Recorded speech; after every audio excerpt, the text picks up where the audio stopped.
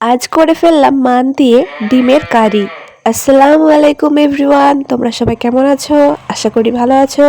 তো আজকের একটি নতুন ভিডিও নিয়ে চলে এলাম। আব্বু মাঠে থেকে একটি মান নিয়ে এসেছিল, তাই মা এই রেসিপিটা করছে আজকে। এই রেসিপিটা হয়তো তোমরা অনেকেই দেখোনি, এটা নতুন রেসিপি, দারুণ খেতে হয়। ভিডিওটা কিন্তু একদম মিস করবে না। তো প্রথমেই মানটা ভালো করে ছাড়িয়ে নিয়ে এরকমভাবে কেটে নেবে কুচি কুচি করে। তো এখন আমার কাটা রেডি। এখন একটি বাটিতে টমেটো, কাঁচা লঙ্কা আর পেঁয়াজ কুচি করে নেব। আর আজকে যে রেসিপিটা শেয়ার করছি এটা কিন্তু একেবারে আলাদা রেসিপি। তো এইবার আদা রসুন নিয়ে শিল নোড়ায় ভালো করে বেটে নেব। তো আমার বাটা কমপ্লিট। এখন একটি বাটিতে 4টে ডিম নিয়ে নেব। আর আশা করি তোমাদের এই রেসিপিটা খুব ভালো লাগবে, তোমরা একবার অবশ্যই ট্রাই করে দেখবে, দারুণ সুস্বাদু খেতে হয়। এখন ডিমে কিছু পরিমাণ গোলমরিচ আর লবণ দিয়ে ভালো করে গুলে নিয়ে একটি টিফিন কৌটোতে সামান্য সরষের তেল মিশিয়ে ওটার উপরে ডিমের গোলাটা ঢেলে দিয়ে ঢাকনা দিয়ে কড়াইয়ে জল দিয়ে সেটি বসিয়ে ঢেকে দেবে সিদ্ধ হওয়ার জন্য। তারপর কুচি করা মানগুলো ধুয়ে নেব। তো মানগুলো ধুতে ধুতে আমাদের ডিম সিদ্ধ হয়ে গেছে, দেখো পুরো ইয়েলো কালার হয়ে গেছে। আর একটা কথা, আমি এখন ভালোভাবে ভিডিও আপলোড দিতে পারছি না, কারণ আমার এক্সাম চলছে।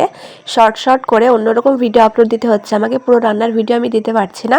তোমরা একটু মানিয়ে নেও, আমার এক্সাম হওয়ার পরই আমি সুন্দর করে আবার প্রথমকার মতো ভিডিও আপলোড দেব। তারপরে কড়াইয়ে মানটা সিদ্ধ করার পর সেই কড়াইয়ে সামান্য তেল দিয়ে সেই সিদ্ধ করা ডিমটা কুচি করে ভেজে নেব। ভেজে নেওয়ার পর একটি প্লেটে তুলে নিচ্ছি। আর এই রেসিপিটা ভালো লাগলে অবশ্যই কিন্তু লাইক করে যাবে, আর নতুন নতুন ভিডিও পেতে চ্যানেলটি সাবস্ক্রাইব করে দিয়ে যাবে, যাতে প্রথমেই ভিডিওটা তোমার কাছে আগে পৌঁছাতে পারে।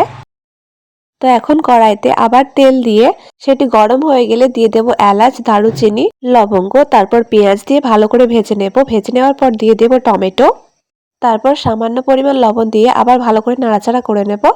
কিছুক্ষণ নাড়াচাড়া করার পর সিদ্ধ করা মানগুলো দিয়ে আবার ভালো করে ঝাঁকানাকা করে নাড়াচাড়া করব।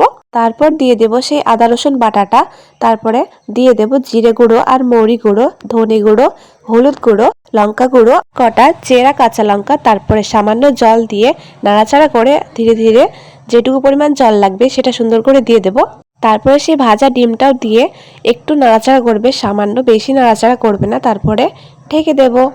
ঢেকে দেওয়ার পর কিছুক্ষণ পর যখন ঢাকনাটা তুললাম, তারপরে ধনেপাতা কুচি দিয়ে দেবে উপর দিয়ে, যাতে আরও ভালো হয় খেতে। এখন তো ধনেপাতা দেওয়ার পর দারুণ স্মেল করছে। আশা করি তোমরাও এই রেসিপিটা ট্রাই করে দেখবে। ভিডিওটি ভালো লাগলে চ্যানেলটি সাবস্ক্রাইব করে লাইক করে আমার পাশে থেকে আমায় সহযোগিতা করবে। কমেন্টে বলে যাবে ভিডিওটা কেমন হয়েছে। আজকের মতো এটুকুই, টাটা।